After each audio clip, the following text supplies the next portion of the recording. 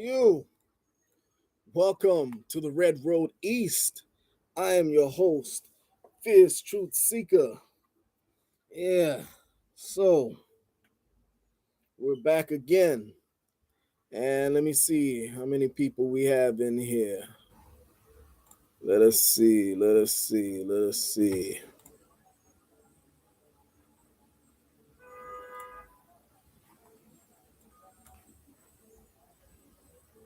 Got two people watching. I'll wait for a couple more to come in. Yeah. Okay, got one more that just came in. Got three watching now. Yeah. Won't keep you all too long. I just had some more information to share on Marcus Garvey, some more proof of Garvey being innocent of all charges that he had been accused of. And yeah, just wanted to share some things. While we're waiting for a few more people to come in, I'm going to pull up some documents. I won't be able to screen share with you all because of I'm actually doing this is live on YouTube. This is YouTube live and not StreamYard. So I don't know if you could even share documents on YouTube live. If you can, I don't know how to do that. At least not yet.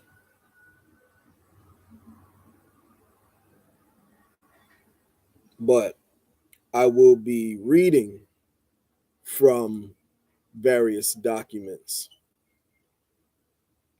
Okay.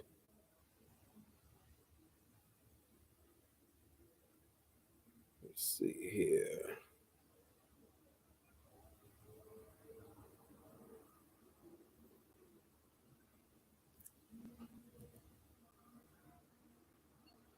Give me 1 second.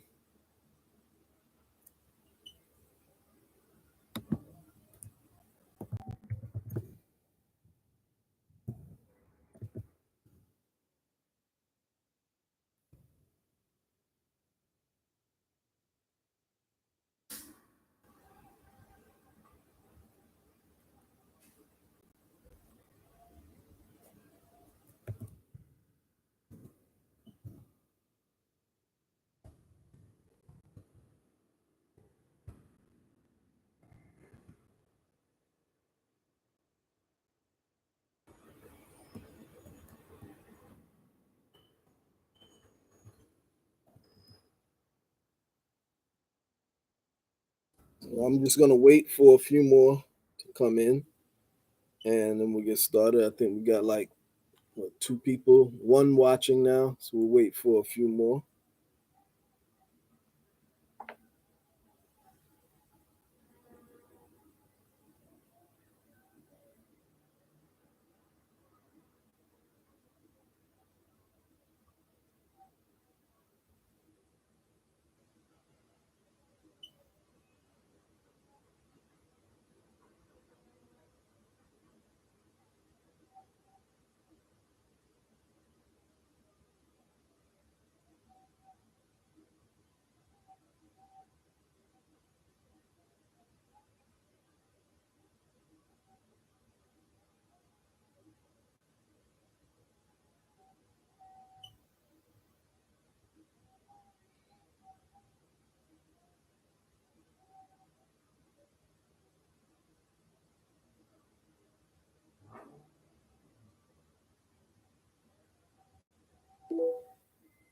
Just waiting for a few more to come in. Play some music while we're waiting.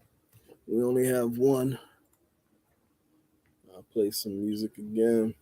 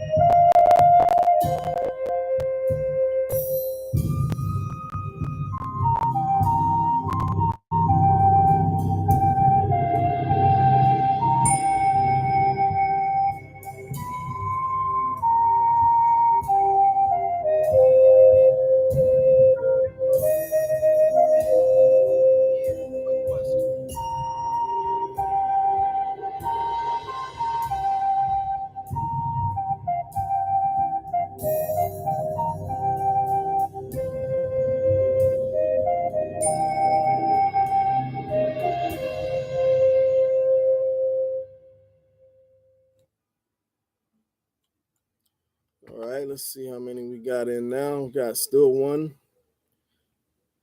Yeah, see, the whole thing is that a lot of our people don't like the truth. See, if I was sitting up here lying to you all, then I'd have about 10,000 viewers. You know, our people love to be lied to. You see what I'm saying? If I were to sit up here and, you know, act a fool and sit up and tell a whole bunch of lies, you know, and co-sign on a whole bunch of BS, then I'd have 1,000 people watching right now. I guess I got to start lying to y'all. Y'all want me to tell some lies? I got to start telling some lies, you know. Y'all, you know, that's the thing with our people. Our people don't like the truth because when you have truth, then you have to act on that truth. You see what I'm saying? Our people like to be told what they want to hear. You see? So now that I'm telling the truth, when there's been a whole bunch of falsehood put out on Garvey, nobody wants to hear it. You see what I'm saying? Nobody wants to hear it. So I got to start telling lies, you know. Or if I was to do a whole bunch of buffoonery, you know, and turn this into Jerry Springer, you know, I'd have a whole lot of viewers, you know. You know, if I was to do a Sonetta TV, you know, I'd have a whole bunch of views and subscribers and you know, but because I'm not doing that, you know, I only have 2 people watching, you know. Y'all want some Jerry Springer? I can do Jerry Springer. I mean, I can do Jerry Springer, you know. I can have it lit like Sonetta TV and, you know, all the rest of the stuff that's out there, you know. If that's what y'all want, you know. Let's see, Kay Shumberner. How you doing, family? Says don't be discouraged, bro. People are under a spell. That's true. People are definitely under a spell, you know. And people don't like, you know, people like theatrics, you know. People like controversy, you know. That's unfortunately that's what our people like, you know. Gotta, you know, I mean, hey, you know, I can't help it because I like to tell the truth, you know. If I was to put out irresponsible scholarship, everybody and their grandmother, literally, would be on here right now, you know, clapping and, you know, co signing, you know. But I'm bringing information so that people don't go out there before the world and look like a fool, you know, quoting from someone else who has misinformation, and making it go viral, you know. But anyway, all right, we only have two people watching. Got those are the real troopers. Okay, the three people now. Okay, you know, people just love to be lied to. But we got three troopers that are here right now. So, well, two, one of them just dropped off. But anyway, okay. So, like I said before, I won't be able to share the screen because my StreamYard subscription is they only give 20 hours, 20 free hours per month. So I had exhausted my 20 hours, you know. Like I said, once the, I may monetize the channel, you know, and that would help with some of the costs so that we can not be limited with time on StreamYard and actually have a paid StreamYard account. Okay. But for now, this is just how we have to do it, you know. And for those who are generous enough to do leave a donation, I'm going to leave a Cash App link here. And with that being said, I want to go into the presentation now. So, we're talking about Marcus Garvey, and this is now, this is actually the ninth. Okay, well, this is part 18 of the Moors and Indians lecture, and a this is the second topic of a lecture series called The Empire Strikes Black. Okay, striking, not that we're co-signing on black, we're striking the black down. Okay, striking black. The Empire Strikes Black. Okay, and also the empire. When we say the empire, we're talking about the Moorish Empire, the Mu Empire. Okay, and this is the second topic in that series. Okay, and this is part 18 of the Moors and Indians discussion and lecture 9 of the Marcus Garvey discussion. Okay, so if you go back and look at the channel, you'll see tons and tons of discussions that I've done on this whole topic. Okay, and so again, what inspired me to include, Marcus Garvey wasn't supposed to be included in that discussion because up until recent, there was no need because Garvey was well respected among most of our people outside of his critics who were integrationists. Okay, Garvey was a separatist. Okay, and he did not believe in integration. Garvey did not believe in depending on the Caucasians for anything. Okay, Garvey did not believe in voting. His thing was that, you can't vote your way to freedom.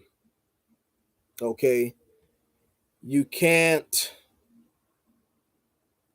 hold hands and march your way to freedom. Okay, we don't need to beg the pale man for a handout. Okay, this is all Garvey's philosophy. Okay, uh, let me have a comment in the comment section, or a question. Is it a question or a comment? At some point in the future, give your understanding as to why Garvey was so focused on Africa, not giving emphasis to indigenous background of many, seems contradictory to Moorish movement. Oh, but okay. Well, we already did that. You probably this is probably the first time you're tuning in. Again, this is lecture 9 of the Garvey discussion. So you'll probably have to go back to the first um you have to go back to the first Garvey discussion and work your way up to this point. But we are really not gonna go backwards in that, because we're already in the 9th discussion, and I covered that quite thoroughly. But I'll backtrack just a little bit. But you're really gonna have to go and listen to the first 8 lectures that led up to this. So to backtrack a little bit, because I don't want to spend too much time on that, because then I won't be able to get into this particular aspect of the information. So basically, what we discussed previously, we discussed the fact that Garvey, it wasn't Garvey who was just focused on Africa. It was that at that time period, you got to remember what a lot of people in the Aboriginal community are doing. They're taking current day ideologies and trying to make them retroactive.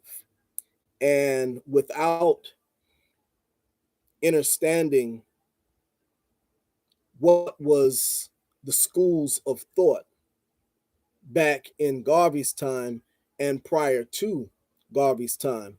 During Garvey's time, there was no Aboriginal ideology. This is something that just came about in terms of as we know it today.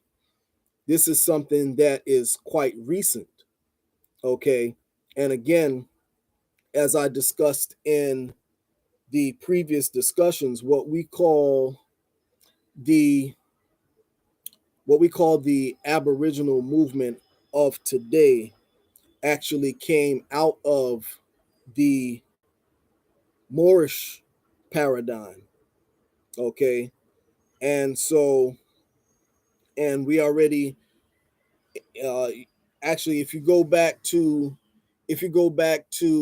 you'll actually, in order to really understand that, you'll have to go all the way back to the beginning of the Empire Strikes Black series, all the way from the beginning, where I gave a detailed description and history of the lineage of the Aboriginal movement. I went quite in detail.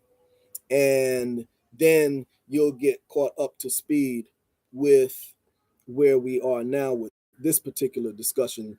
And what I showed in that in the beginning with the lineage of the Aboriginal movement, I showed where all of this stuff that we're calling Aboriginal today comes out of the Moors. Okay. And I've been around doing this right now for 3 decades. So I know, because I was there, when this stuff started really popping off to being really like mainstream. Okay. And yours truly is one of the pioneers of today's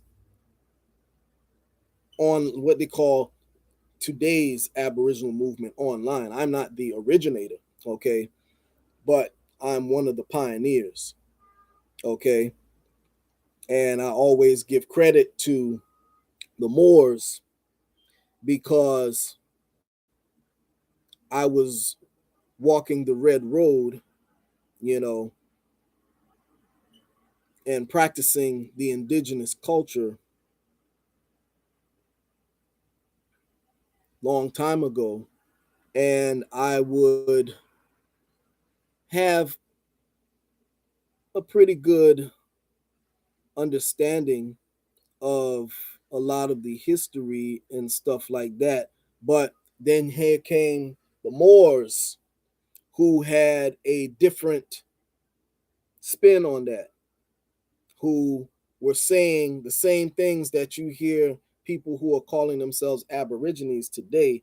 The Moors were saying that way back when I was walking the indigenous path. And, I thought, they were crazy with a lot of the things that they were saying. And so, I started to dig a little deeper, and I heard them, making the connection between the Moors and the five civilized tribes and things of that nature. So what I did was there was, very at that time, there was very little information out there making those connections. So I said, there was only one other cat that I knew that was dealing with like the Moorish science and the whole native thing outside of the Empress, of course, of the Washita. There's one other brother who was like on the scene at that time, brother by the name of Mahir Ill, okay, with the Unknown Brothers. And so, but it still wasn't enough to really get a full understanding of the connections. So I took it upon myself to fill the void. And I started collecting a lot of images and like what you see people doing now, comparing the athletes' images with the images of the Indians and stuff like that. I was doing that like 30 years ago, and I would put that stuff online. And at I used to regularly see images that I had created being recirculated by other people, you know, online and stuff, and I never got any credit for it, but I'm not looking for credit or anything like that. But, a lot of the stuff that people are doing now, I was doing like way back in the early 90s and stuff, even before there was an internet, you know.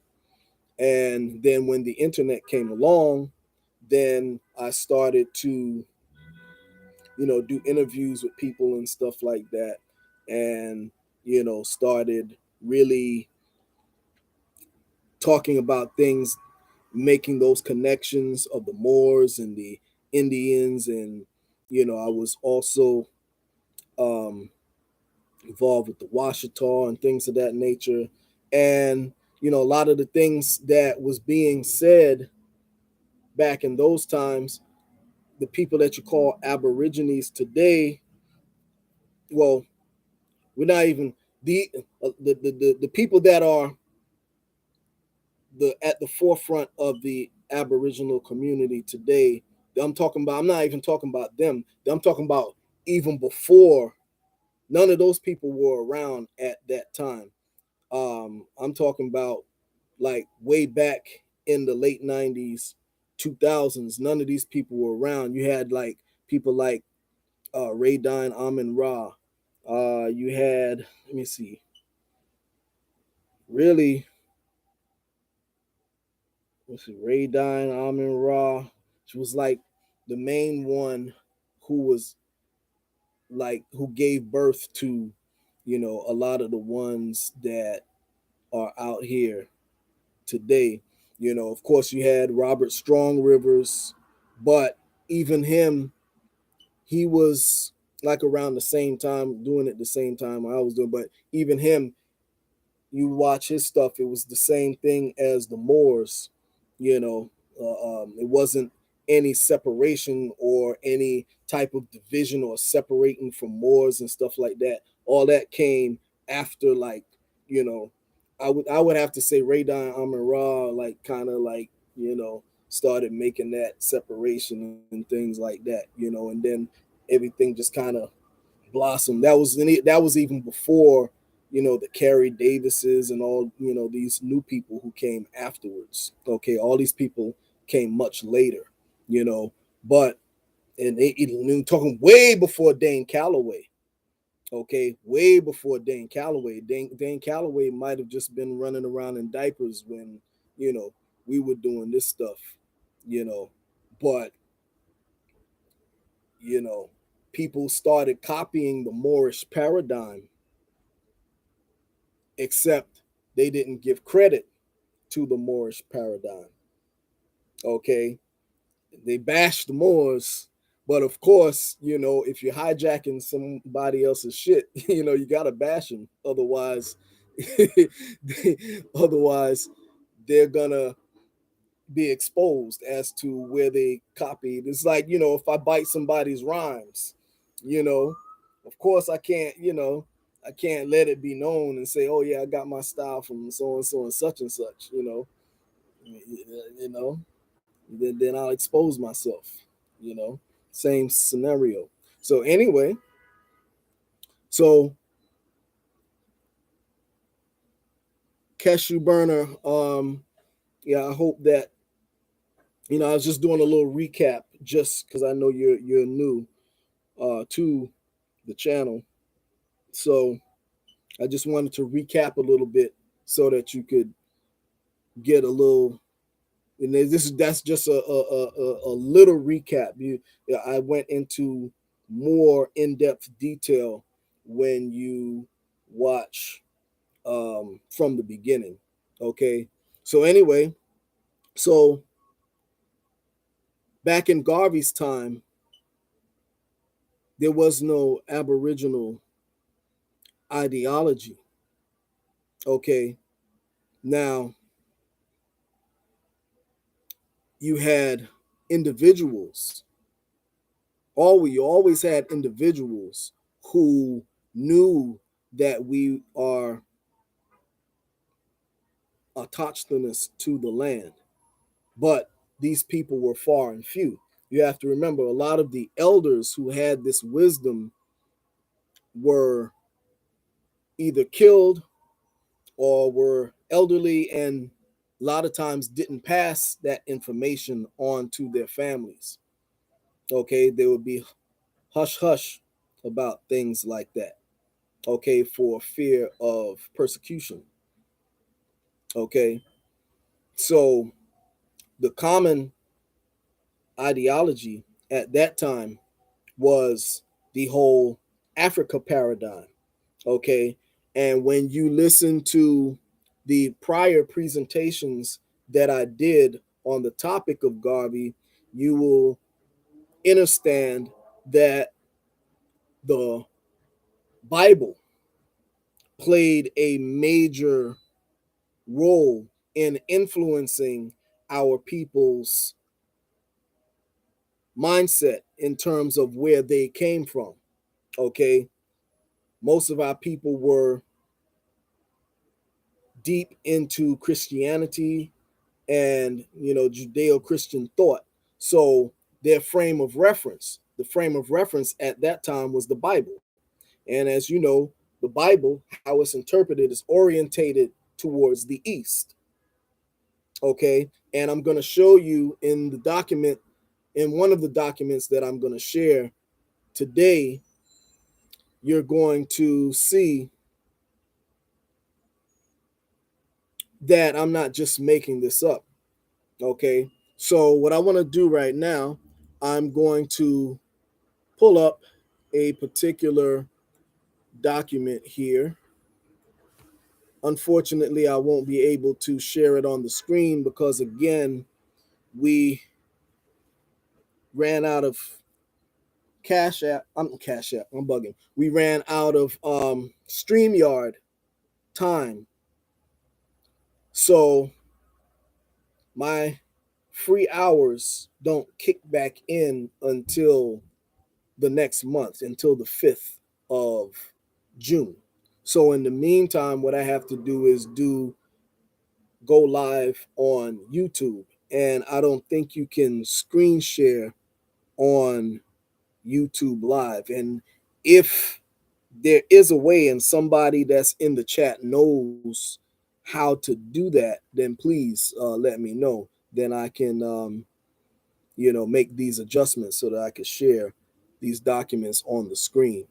However, until that time, I'm going to read from a document here. Let's see. Let me just pull it up. Got one, two, three. Okay. And I think there's a fourth one. Yeah. Okay. Let me see which one I'll read from first. Oh, yeah. Okay. So now we have so also with Garvey emphasizing Africa, it wasn't just Garvey.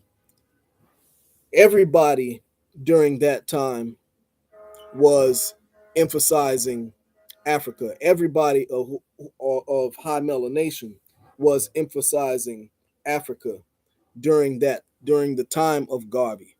And I had even put the challenge out there to anyone who calls themselves Aboriginal. This is in the previous lectures. I put the challenge out there.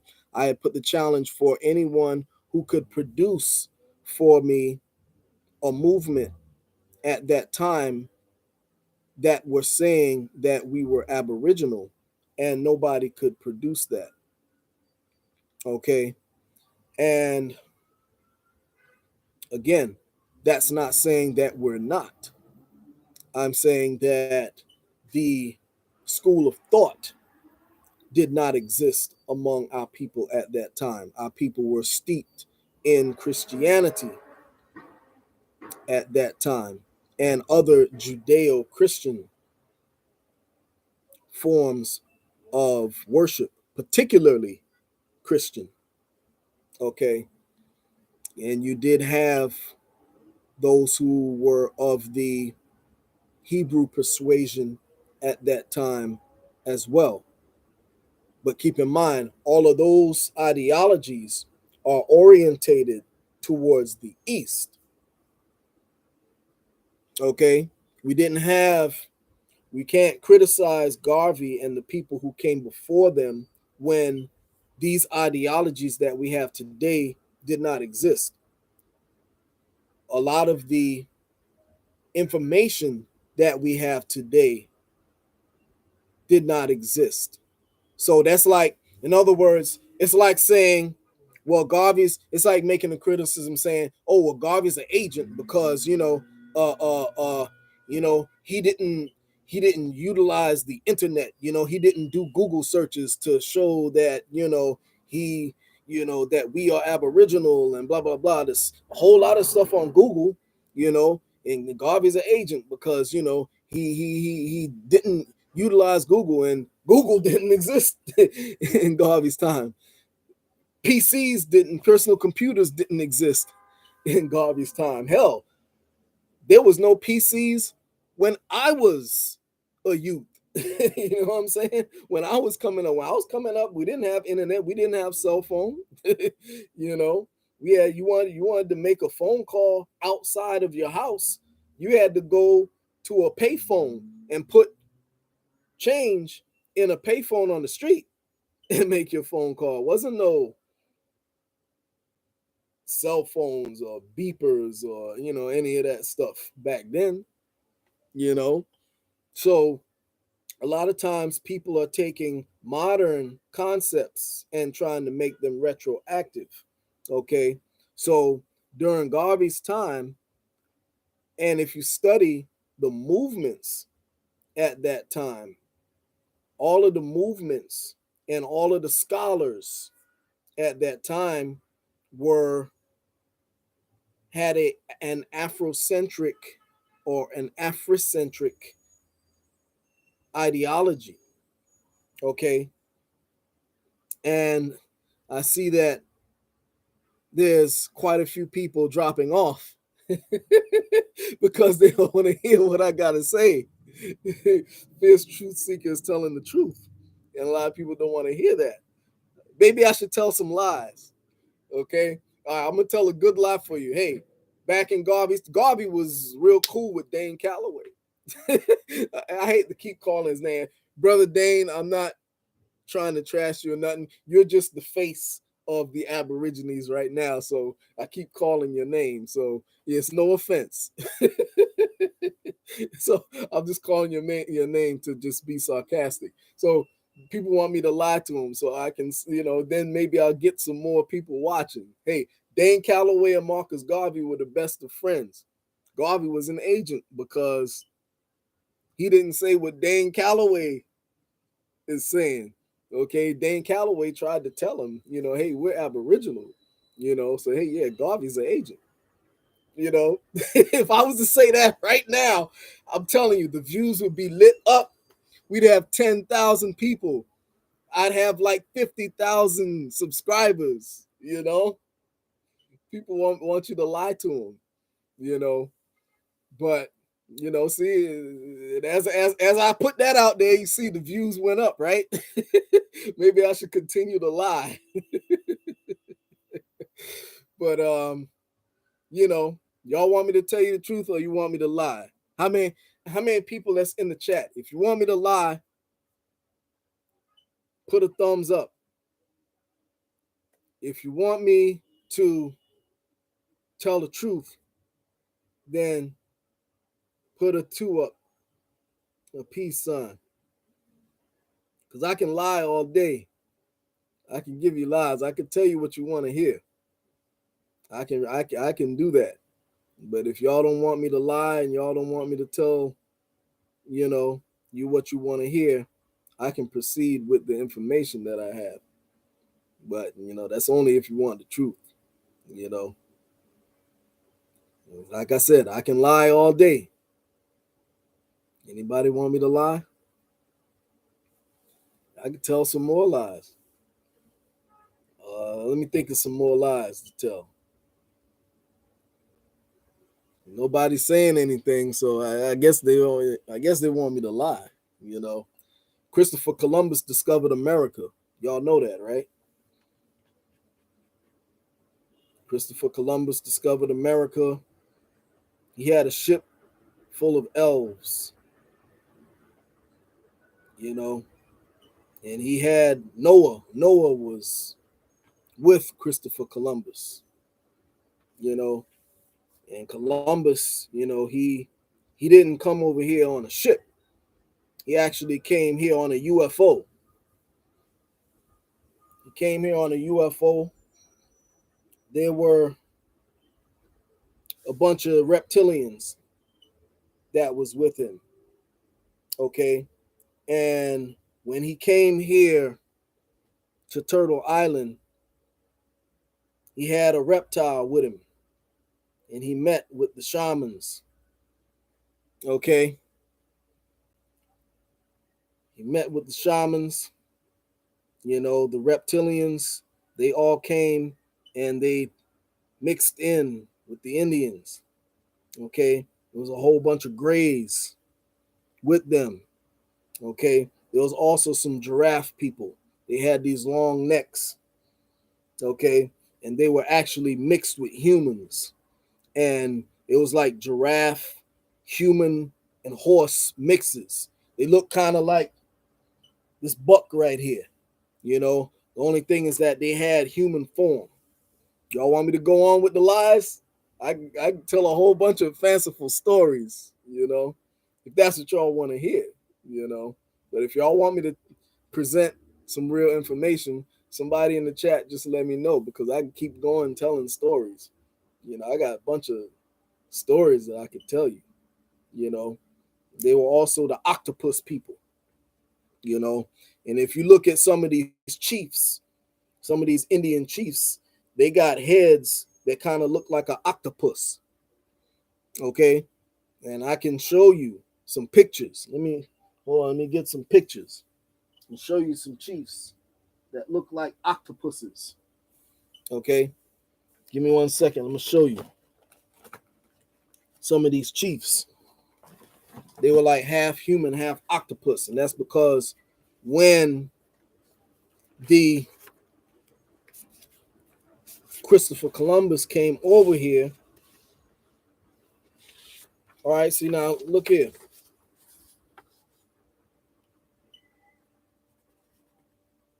You see that chief right there?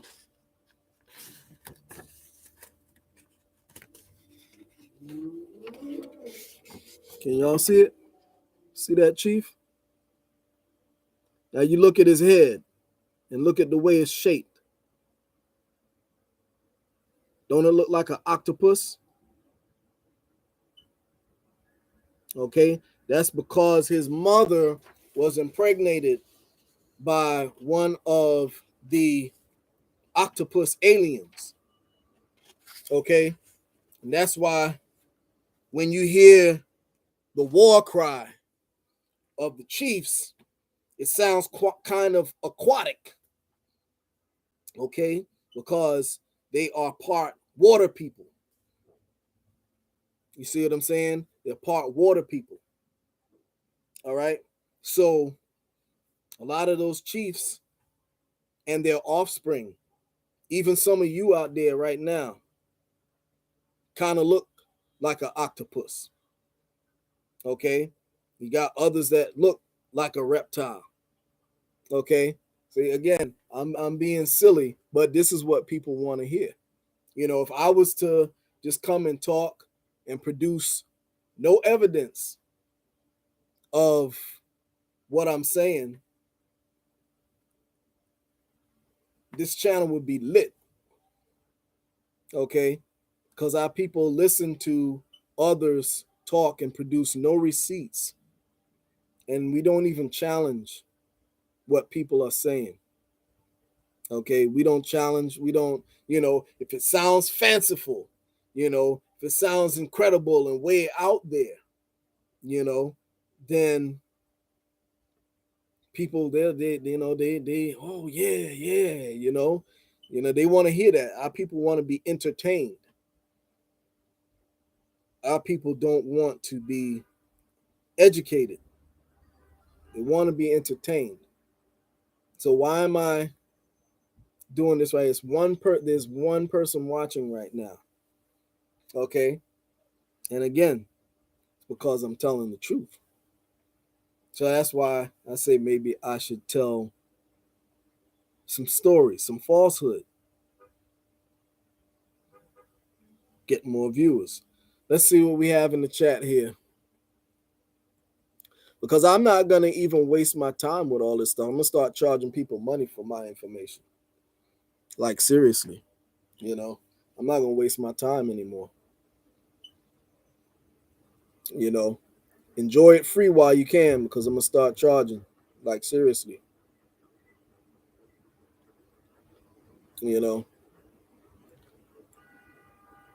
Okay, who we have in the chat? Firebird is in the chat. Yeah. Yeah, I only mentioned Dane Calloway as a reference, not to bash him, just as a reference, because he's the face of the Aboriginal community. So I just, mention it. I don't mean anything by it, And let's see. Firebird, by the way, Firebird, Native Voices Turtle Island TV is sister station of the Red Road East. Okay, Firebird Grey Wolf is the host and producer. Okay, says thanks for coming on show part 2. Anytime. She says here also, poor Garvey back to Africa was the focus of no Aboriginal movements back then. Well, Paul Garvey, Back to Africa was the focus, and there was no Aboriginal movements back then. Exactly, that's what I'm saying. You can't charge Garvey of something, of being against something or trying to undermine something that didn't exist at that time. You know, and I hear this from a lot of people. You know, and it's not, it's not something that I'm making up. All you have to do is study the history. I took African American studies in college. Okay. So I'm a little bit different than other people. Okay. Those of you who have not, anybody can tell you anything and you'll believe it. But, you know, I've been to school and I know better. So people can't just come and tell me anything about our history, okay? Because not only have I been to school to learn it, but I also lived it. And I've also been part of different movements, okay? If you want to, if you're going to talk about it, you got to be about it, okay? And I've been part of different movements, okay? And that's how I can speak with such authority on Garvey, because I used to belong to a Garvey organization way back in the days, okay? So just any old person can't just come and tell me anything, because I'm gonna look at you like, bruh, you don't know what you're talking about. I'm sorry. I'm gonna look at you like you're crazy. I'm gonna be like, I'm sorry, bro, but what you're saying is 1,000% bullshit. Okay, and of course, most, not so, a lot of what you learn in school regarding history is his story. However, there are certain things that are actual, factual, and consistent, that just doesn't waver or change, or just that are just actual facts. Okay. And I went into these classes in college already having knowledge of self. So me taking those classes is not like the average person that's taking these classes and being indoctrinated. Okay. I took the classes already with that, looking at the books under the searchlight of truth. Okay. Under that searchlight of truth, you know, weeding through the lies and the falsehood. Okay. So, anyway, I'm going to keep this brief. I'm going to share a couple of documents, then I'm going to let y'all go, because there's only two people watching. So, let's see here. So, I'm going to read from a document that we started reading from on one of the previous lectures that didn't we didn't read the full article. So I'm going to read the full article so that people can get an understanding of, a little better understanding of Garvey. Okay. So Marcus Garvey was from Jamaica. Okay. And he was studying our people across the globe. Okay. He started studying under a guy, Moor, by the name of Dusay Muhammad Ali. Okay. And I'm going to read from you an article dealing with who Dusay Muhammad Ali was. Okay. And this is an article from Inner Civilization. Okay. And you just go to innercivilization.com and you will get information. You'll get this information. Just type that in and look for Dusay Muhammad. Okay, actually, let me see. Innercivilization.com. Let me see if I could put it in the chat because I can't share the screen. But what I can do, I can put the link in the chat. Okay, I'm going to put the link in the chat right now. Okay, and the link is right there.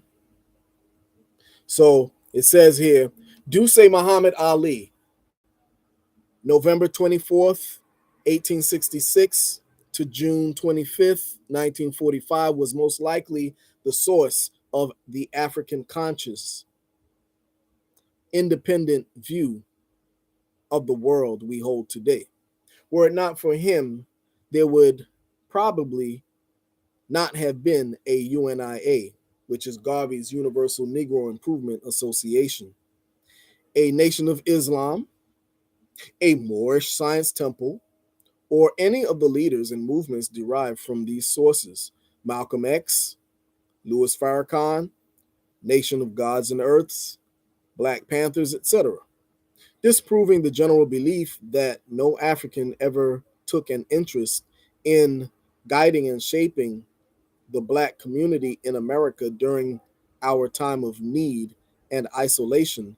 Ali worked extensively in our community, educating and sharing his wisdom with all he could reach.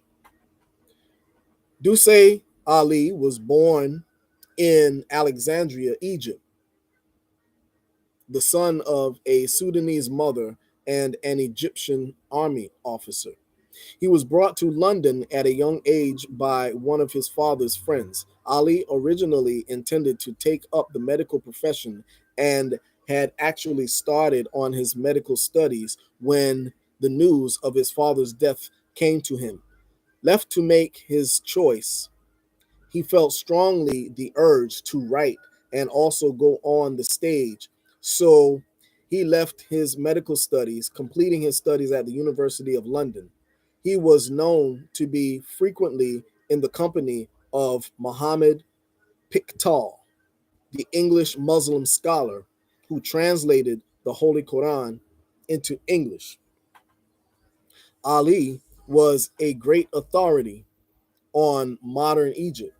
He wrote in The Land of the Pharaohs, a history of modern Egypt, published in London and New York in 1911. On July 12th, he founded in London the African Times, the African Times and Orient Review, a political, cultural, and commercial journal that advocated pan African Asian nationalism, and that was a forum for African intellectuals and activists from around the world. It drew the attention of a wide variety of contributors. Among the writers in the Ator were George Bernard Shaw, H.G. Wells, Lord Lytton, Annie Besant, Sir Harry H. Johnson, and Marcus Garvey. The journal covered issues in the United States, the Caribbean, West Africa, South Africa, and Egypt, as well as in Asia, including India, China, and Japan. Marcus Garvey, who was living in London at the time, briefly worked for Ali and contributed an article to the journal's October 1913 issue. It ceased publication in October 1918, succeeded by the African and Orient Review, which operated through most of 1920. Besides Ali's strong nationalist and Pan-Africanist views, he was an active proselytizer of Islam. having in 1926 established the Universal Islamic Society in Detroit, Michigan. It is said that his organization was the precursor to both Noble Drew Ali's Moor Science Temple and Wallace Fard Muhammad's Nation of Islam, and a source for their Islamic beliefs and information. The Islamic influence can be seen in Marcus Garvey's motto, one God, one aim, one destiny. Many pioneer Garveyites, including my grandfather, mentioned the fact that Mr. Garvey was inspired and taught by a Muslim, and many said that he at times referred to Islam as the black man's religion. Consider the Garveyite hymn and its Islamic wording in the first stanza: Father of all creation, Allah, omnipotent supreme, or every nation, God bless our president, Abib Rashad. The lasting effects of Ali's social and academic efforts are far reaching, being seen in not only Garvey, but in those whom Garvey was mentored to, such as Noble Drew Ali and Elijah Poole, who was reportedly involved with the UNIA's Detroit chapter before joining the Nation of Islam and becoming Elijah Muhammad. Both of Malcolm X's parents were also members of UNIA, a continuum of claims, and that's another thing. So both of Garvey's parents, I'm sorry, both of Malcolm X's parents were part of the Garvey movement. Okay, so if there was an aberrant, and everybody who knows about Malcolm's family on his father's side, the Little family, they are indigenous. Okay, so if there was a school of thought of American Aborigine and this, that, and the other at that time, talking about a school of thought, a body of knowledge like we have it today, then why would Garvey's parents be Garveyite? I mean, why would I keep saying Garvey? Then why would Malcolm's parents be Garveyites? Wouldn't they join the Aboriginal movement at that time? Has anyone even thought about that? Okay, I'll let that sink in for a minute. Okay, so it says here both of Malcolm X's parents were also members of UNIA, Garvey's movement. A continuum of claims and beliefs can be found among these movements and their leaders, such as Black Pride, the idea of a land base, and return to the original way of life. Okay, so wasn't that Garvey was trying to lead the Aborigines astray and, uh, take them all back to Africa and this, that, and the other? No. People at that time were strategizing on how to get from up under the Caucasian oppression that they were under at that time. And again, Marcus Garvey was not, let me repeat, was not the father of the Back to Africa movement. There was like 1,000 other people before Garvey who was talking about a Back to Africa movement. Okay, hundreds of years before the UNIA. Okay, so if there was an Aboriginal thought, then why were masses of our people joining these Back to Africa or an African centered movements? okay, or subscribing to Afrocentric ideologies or African centered ideologies, if in fact there was an Aboriginal ideology back during that time.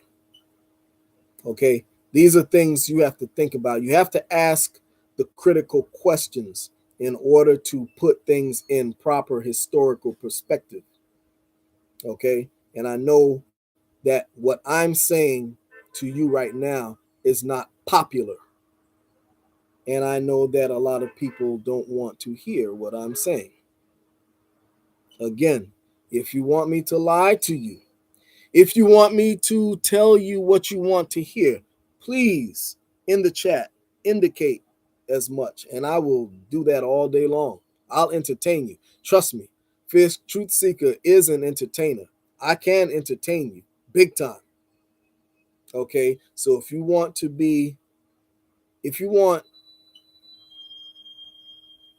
entertainment, let me know. Okay, because I can do that. Okay, if you want, but if you want edutainment, then we can proceed. Okay. Anyway, so it says here Ali had come to the United States to, and if there's anyone that's just joining in, we're talking about Dusay Muhammad Ali, okay, who was one of Marcus Garvey's teachers, okay, and who was before Garvey and Noble Drew Ali and all of these people, okay, in terms of that line of thought, okay. It says here Ali had come to the United States to promote his vision of economic Pan Africanism, seeking to set up a commercial link between West Africans and U.S. Africans. Okay. You have to just, dodge the hijack with that U.S. Africans. That's what they were. That was the term of the day. Okay. So these people who had these back to Africa movements, it wasn't that they were trying to, had some grand scheme to take the Aborigines away from their land and blah, blah, blah, blah, blah, blah. Okay. They were seeking opportunity. Okay. They had lots of pushback here.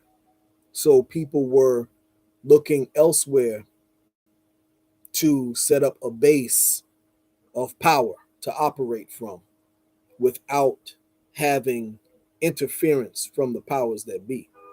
That's why people were looking at Africa, because it was a place where you had majority of people who look like us, okay, running things. All right.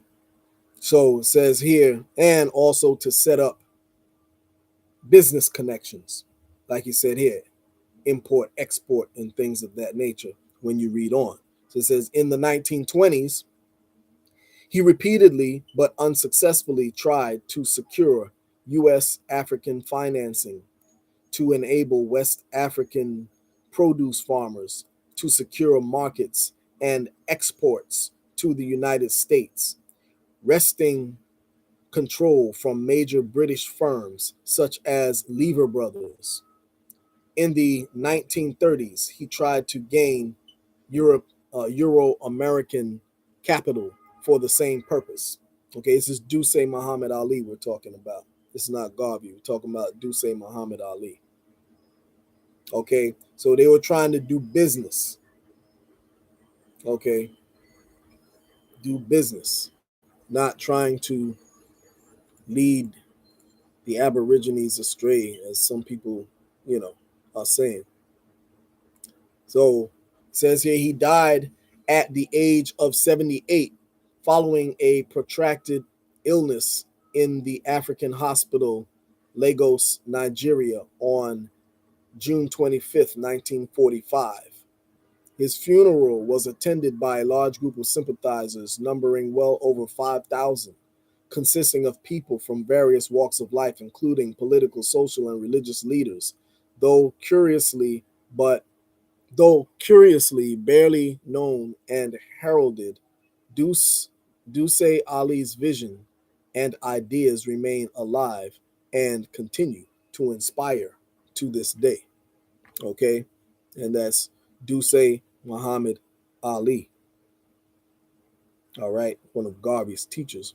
So, also going to another read from another document here. Okay, and this one is one on Marcus Garvey. Okay, and this one is from the National Humanities Center.org, and it's entitled Marcus Garvey and the Universal Negro Improvement Association, article written by David Van Leeuwen.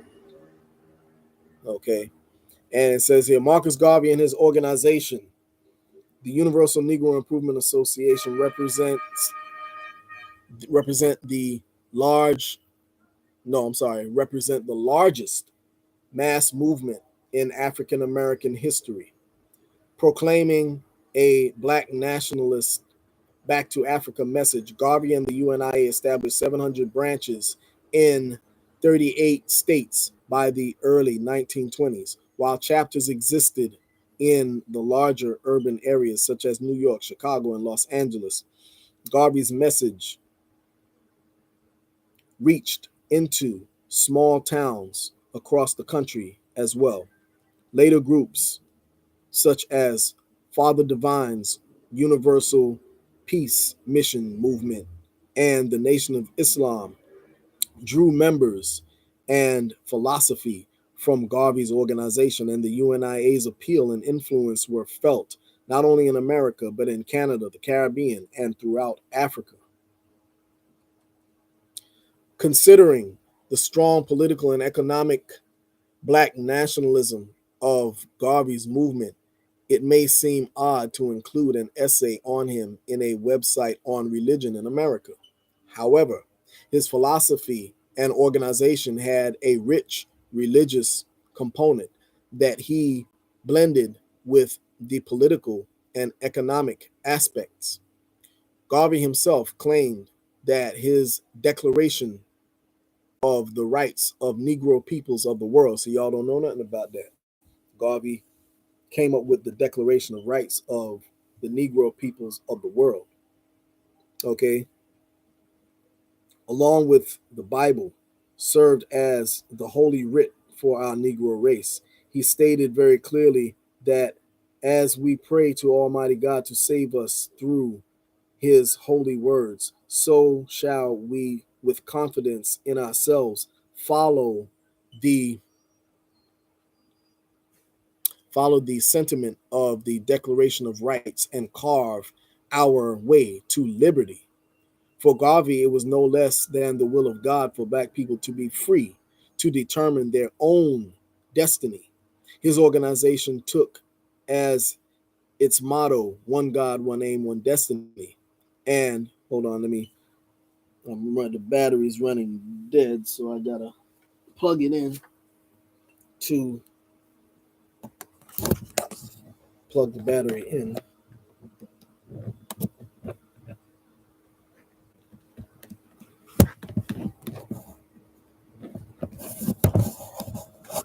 Okay. Is it? Let me see. Make sure it's plugged in.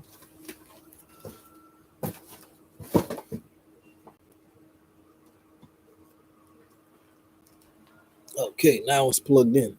All right. So let's see. So for Garvey, it was no less than the will of God for black people to be free to determine their own destiny. His organization took as motto one God, one aim, one destiny, and looked to the literal fulfillment of Psalm 68:31, which says, Princes shall come out of Egypt. Ethiopia shall soon stretch forth her hands unto God. Okay. Why did I pull up this particular article?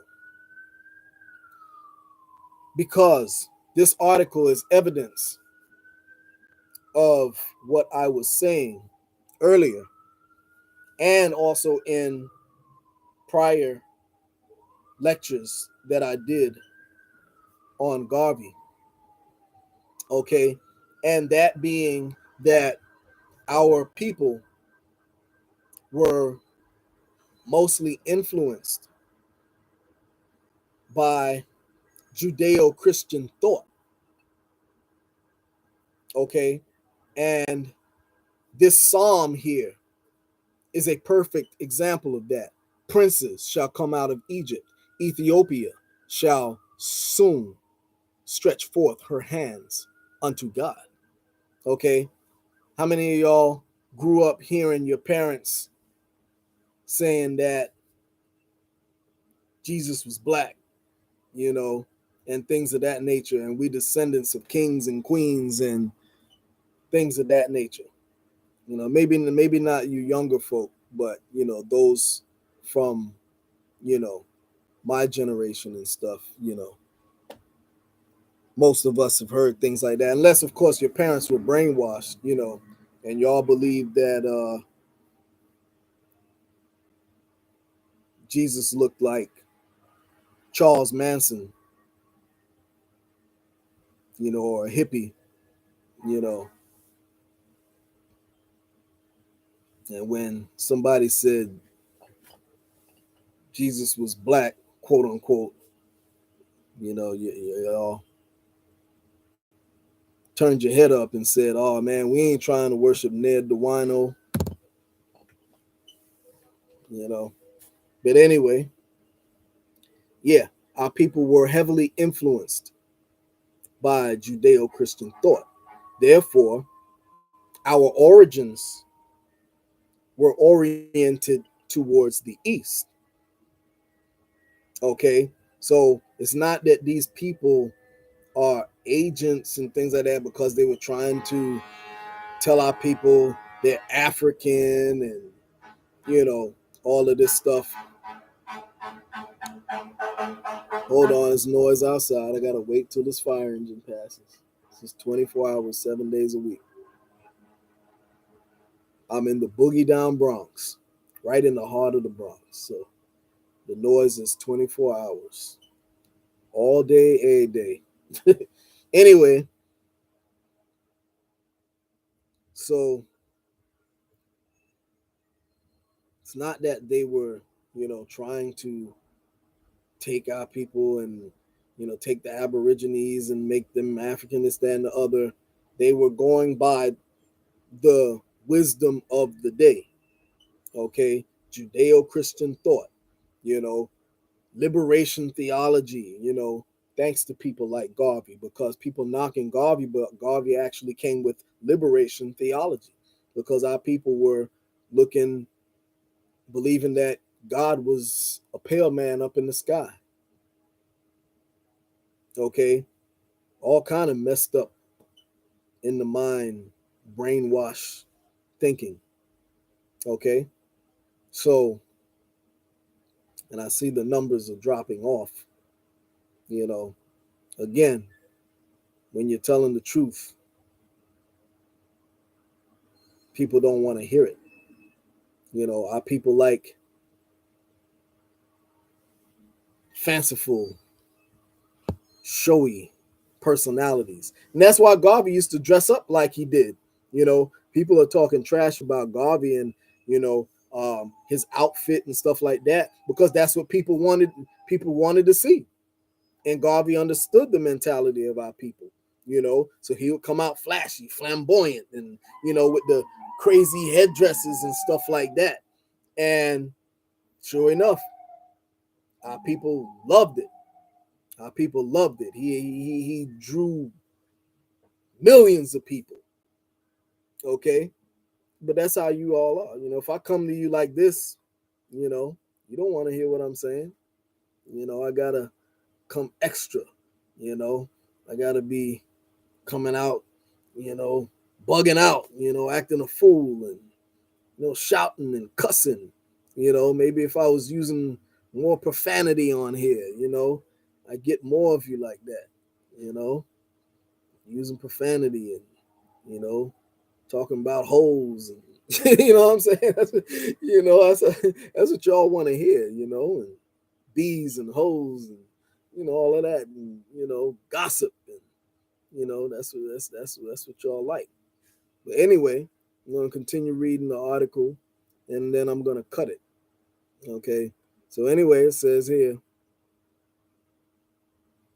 Garvey was born in 1887 in St. Ann's Bay, Jamaica.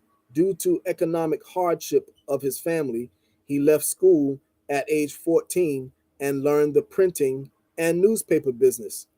So, wait a minute. I heard from some people who wanted to challenge me on this here, people saying that people were telling me that Garvey was well to do and and all this stuff. Don't know what you're talking about. Where you get such nonsense? Okay. And that's why I love to provide proof. See, people like to, you know, quote from sources that have not even been vetted. You know, you'll listen to people who don't provide any evidence of what they're saying. I produce the evidence. Okay. And those of us who know Garvey, we know that that's not true. Okay. So I'm going to continue reading on. Due to economic hardship, if he's having, if economic hardship, you don't have economic hardship if you're well to do. Okay. Anyway, due to economic hardship of his family, he left school at age 14 and learned the printing and newspaper business. He became interested in politics and soon got involved in projects aimed at helping those on the bottom of society. Unsatisfied with his work, he traveled to London in 1912 and stayed in England for 2 years. During this time, he paid close attention to the controversy between Ireland and England concerning Ireland's independence. He was also exposed to the ideas and writings of a group of black colonial writers that came together in London around the African Times and Orient Review. Nationalism in both Ireland and Africa, along with ideas such as race conservation, undoubtedly had an impact on Garvey. However, he later remembered that the most, hold on, I gotta listen closely. It says, however, he remembered that the most influential experience of his stay in London was reading Booker T. Washington's autobiography, Up from Slavery. So I thought that Garvey came up with all this stuff by himself. Okay, and he was commissioned to lead our people, the Aborigines, off their land to go to Africa. Okay, no. Garvey was heavily influenced mostly by Booker T. Washington. Okay, by the way, I love Booker T. Washington. Booker T. Washington was the man. Okay, the integrationists had a different story. They weren't too, W.E.B. Du Bois and them weren't too crazy about Booker T. Washington. But Booker T. Washington had very practical ideas, okay, and a program. All right. So Garvey was heavily influenced by Booker T. Washington. Okay. He was pretty much following Booker T. Washington's lead. Okay. And what y'all don't know, if you did your research, Booker T. Washington was talking about Africa too. See? But most of y'all don't read and you don't know history. Most of you don't know history. Okay? And you need to go through some of these. See, what happened was a lot of y'all got into this Aboriginal thing just like straight into it. You heard a couple of Dane Calloway videos. Again, Dane Calloway, man. Hey, man, bro. I'm sorry to keep bringing up your name, man.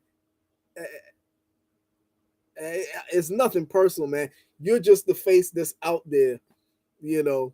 So I'm just using you as a reference. It ain't no hate or nothing like that, man. I'm just using you as a reference. Okay. But with that said,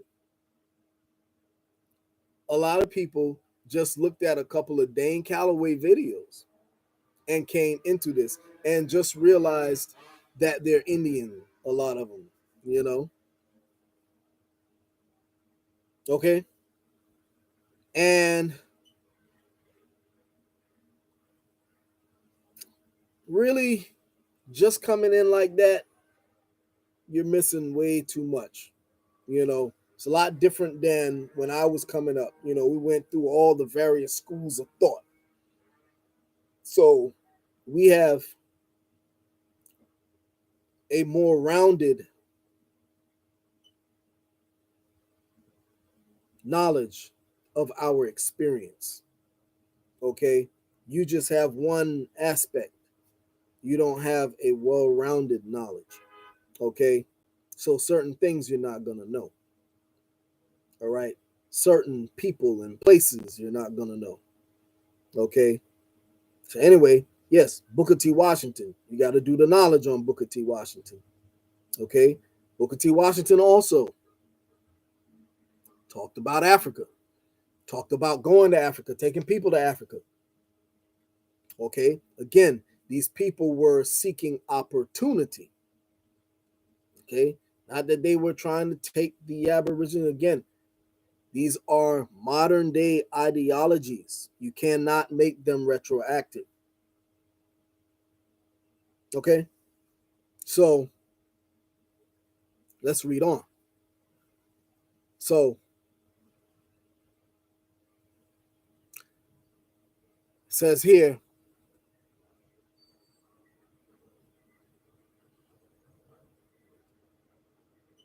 up from slavery. So Booker T. Washington read the book. I'm sorry, Marcus Garvey read the book Up from Slavery, okay, which was Booker T. Washington's autobiography. Okay. And there are other books that are out now. Okay. Even better. Okay. There are books now that are out on Booker T. Washington. And I'm going to have at least one of the authors of some of the new information that's come out on Booker T. Washington. Okay. Anyway, so says Washington believed African Americans needed to improve themselves first, showing whites in America that they deserved equal rights. Although politically involved behind the scenes, Washington repeatedly claimed that African Americans would not benefit from political activism and started an industrial training school in Alabama that embodied his own philosophy of self help. Garvey embraced Washington's ideas and returned to Jamaica in 1914 to found the UNIA with the motto One God, One Aim, One Destiny. Okay, so again, this is further proof of what I'm saying. Garvey followed Washington's lead. Okay, so it says that initially he kept very much, initially he kept very much in line with Washington by encouraging his fellow Jamaicans of African descent to work hard, demonstrate good morals, and a strong character, and not worry about politics as a tool to advance their cause. Garvey did not make much headway in Jamaica and decided to visit America in order to meet Booker T. Washington and learn. Hold on, let me stop there. Okay, that's another thing. People are talking about Garvey and, why didn't Garvey stay and try to help his people in Jamaica, blah, blah, blah, blah, blah, blah. Got to remember, a lot of people in Jamaica at that time were still under that colonial mindset. They were brainwashed big time. Okay. And so, you know, especially I can tell you from coming up back in the days, all right, a lot of Jamaicans that I knew when I was coming up did not, you know, gravitate towards all of this conscious stuff. Not to say you didn't have those that were conscious, because you always had in the community, you had the rosters, and you had those who were conscious and things of that nature. But I'm talking about the mass majority. Okay, a lot of them didn't really even identify with our struggles here. Okay, we came talking about consciousness and stuff like that. A lot of them didn't want to hear it. So I understand clearly what Garvey, you know, had went through in trying to reach his people there. And same thing can be said for a lot of the islands, you know, and I'm not bashing the islands, because I'm part Caribbean myself, you know, but I understand the mindset. You see what I'm saying? That's not all Caribbean folk, but I'm just talking about, you know, there was a lot of the colonial mindset in the islands. Okay. So it's different nowadays, that a lot of them who've been here for a while know from experience and being mistreated in this country. They understand, oh, damn, you know, we Negroes too. But it wasn't the same back in the day when I was coming up. Okay. And with the advent of the internet and more information circulating around and things of that nature, you know. But anyway, so yeah, Garvey's message was not received among his own in his country. Okay. And again, like I said before, you can't point the finger at Garvey and say, oh, he was paid to take the Aborigines off their land and blah, blah, blah, blah, blah. No, no, no. Here is the documented evidence. It says that he was inspired by Booker T. Washington,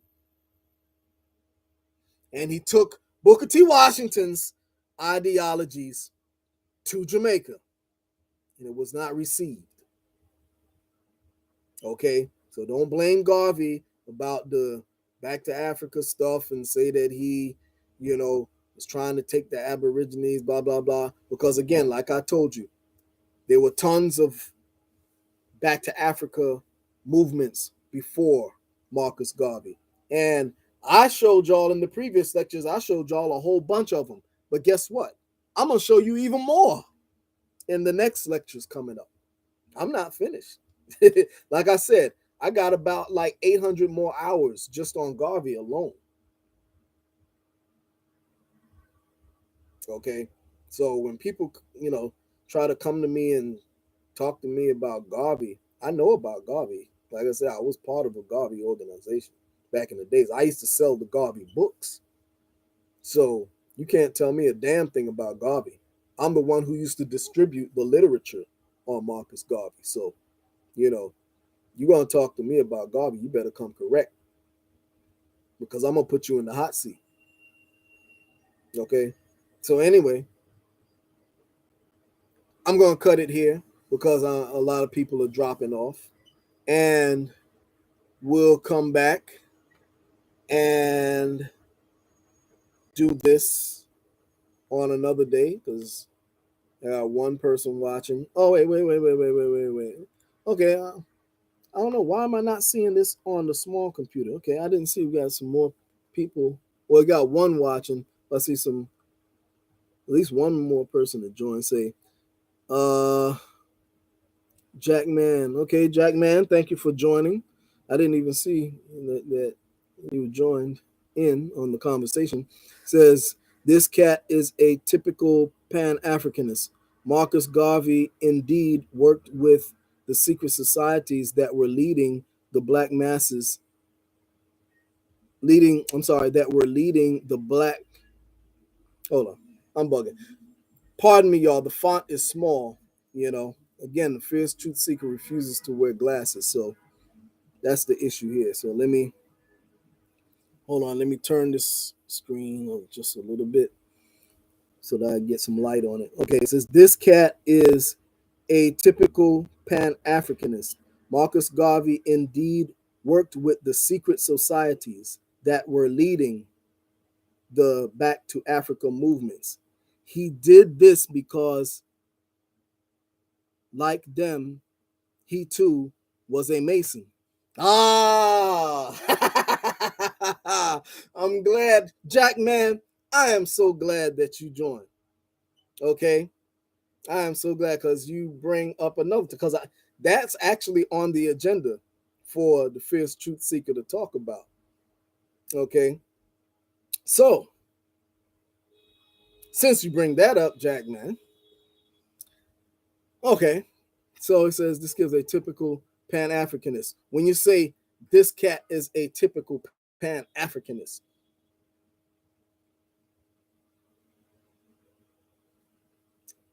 I'm not a Pan Africanist. Number one, okay, I tell the truth. Okay, you're a Pan Africanist. you know, I'm bringing information and dispelling bullshit that people are coming to me with.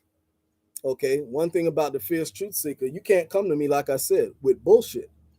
And what you're saying right here is bullshit, Jack man.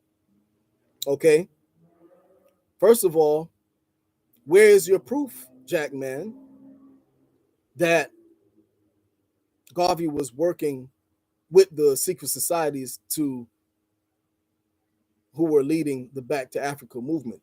Where's your proof? I'll give you 30 seconds to produce your proof. One Mississippi. And don't try to do no quick Google searches either. If you know it, you know it. If you don't, you don't. So I'm gonna give you 30 seconds to produce it. One Mississippi, two Mississippi, three Mississippi, four Mississippi, five Mississippi, six Mississippi, seven Mississippi, eight Mississippi, nine Mississippi, 10 Mississippi, 11 Mississippi, 12 Mississippi, 13 Mississippi, 14 Mississippi, 15 Mississippi, 16 Mississippi, 17 Mississippi, 18 Mississippi, 19 Mississippi, 20 Mississippi, 21 Mississippi, 22 Mississippi, 23 Mississippi, 24 Mississippi, 25 Mississippi, 26 Mississippi, 27 Mississippi, 28 Mississippi, and we can safely say that Jackman has no evidence of what he's saying. So, Jackman, what I will say is that you need to go back and listen to, because you're obviously new. So you need to go back. This is actually lecture 9 of this particular topic. So, Jackman, you need to go back to the first lecture that I did on Garvey and work your way up to this lecture, which is lecture number 9. Okay? That's what you do because you don't know what you're talking about. Okay. Proof. You have to produce proofs. They say source up or shut up. You have to produce proof. On this channel, you cannot just make comments and have nothing to qualify it. Okay? You have to produce evidence. This is not a street corner scholarship channel. Okay? We deal with responsible research here. Okay? And if you make a statement, you have to produce the evidence. Because right now, Jack man, I'm calling your bluff. Okay? What you're saying is not correct. I can tell you that what you're saying is not correct. I can provide the documentation to show you that what you're saying is not correct. But I'll give you the chance to produce your evidence, because I'm going to debunk what you're going to say, because I'm going to debunk what you're saying right here anyway. That's just not the topic of today's discussion. Like I said, I got about 800 more hours that I could do just on Garvey alone. This is Moors and Indians, Friends or Enemies, part 18 of a greater discussion. Okay? So I'll continue, since Jackman can't provide evidence. I'll continue with what I was saying before I came across the comment. Okay? So what I was saying was that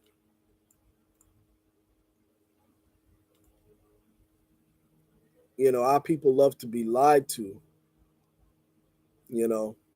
and I'm starting to see people are dropping off.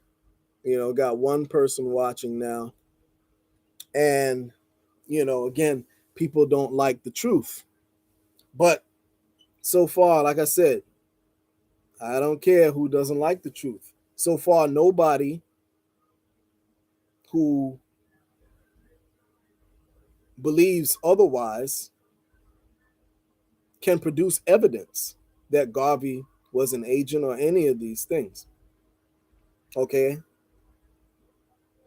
I've already debunked all of that stuff. Okay? So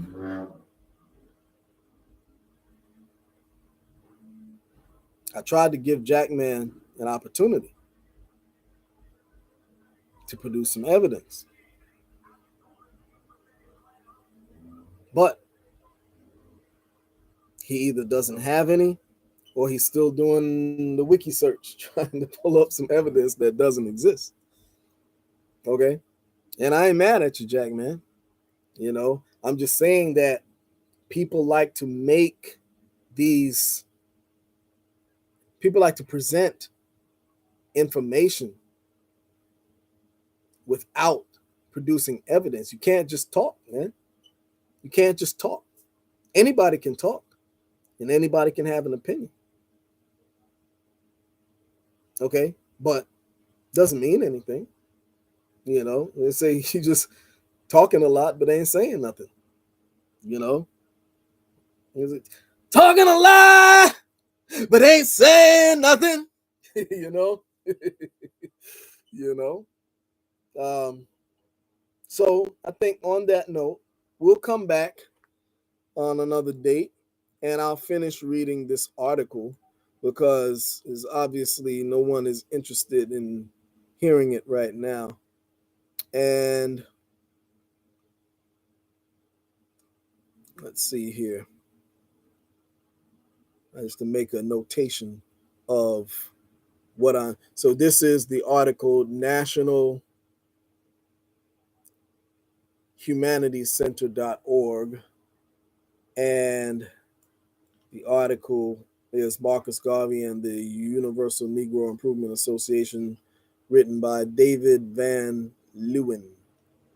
Okay, so we'll come back on another date and we'll finish up. And I want to mark where we left off at. We left off at where it says here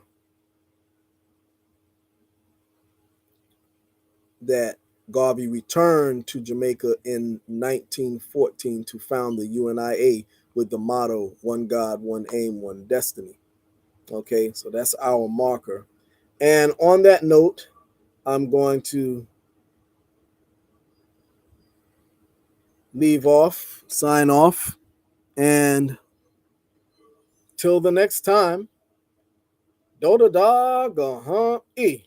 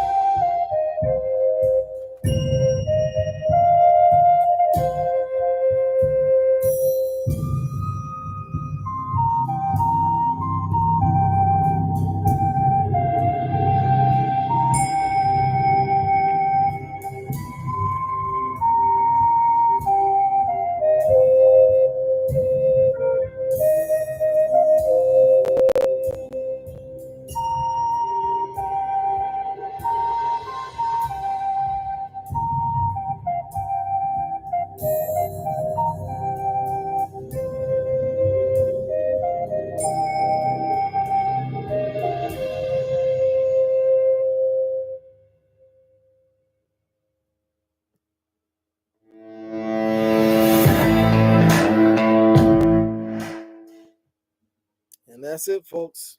Once again, I have proven Garvey's innocence, and no one has been able to refute it. Not one soul. Okay? We might come back tomorrow. We might come back tomorrow. And I forgot to say, for anyone who is generous enough to leave a donation, I was running my mouth so much. I'm going to leave a Cash App link.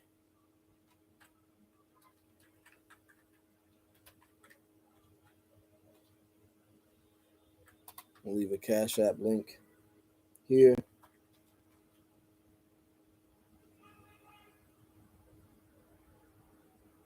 In the chat.